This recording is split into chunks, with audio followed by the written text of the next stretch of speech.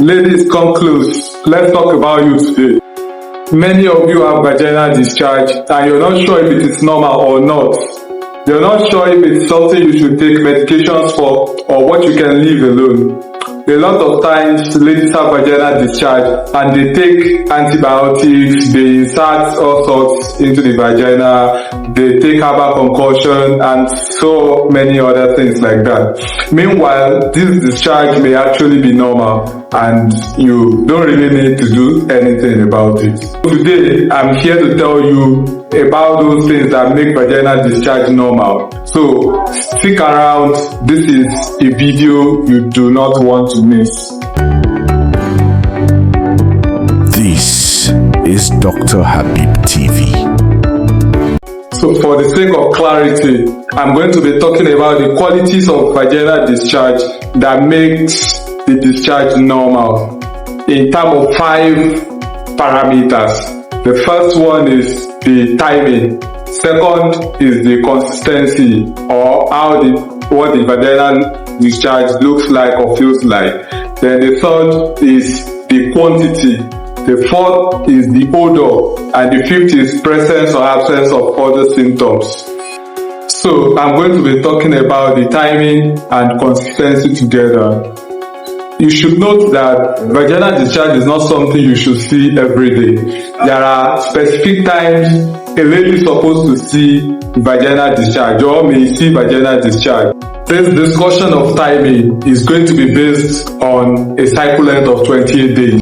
The first is shortly after menses, usually days 6 to 9. If discharge is present at this time, it is usually very minimal and white or clear. It doesn't have any other color apart from that. The second is shortly before your ovulation, usually on day 10 to 13 of your menstrual cycle. The discharge at this time is usually creamy white and sticky. The third is during ovulation, and that's usually on day 14 of your menstrual cycle. The discharge at this time is usually small in quantity, it is clear, usually slippery, and when you look at it, it looks like a raw egg white.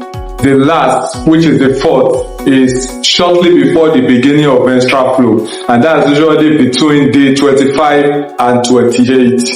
And at this time, the discharge is usually thick, white or off-white, and can take some shade of brown if it is very close to the onset of the menstrual flow. If you have benefited in any way from this discussion so far, please subscribe, share the video and like the video so that other people can also benefit from this information.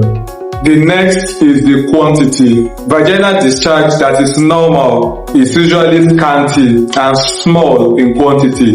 Concerning the odor, you should note that the normal vaginal discharge does not have any characteristic odor. And finally, while you see this vaginal discharge which is normal, there is no other symptoms. No itching, no pain, no obstruction or disturbance to menstrual flow, no painful urination, nothing else. It is just the discharge, and these qualities must fit what we have talked about earlier.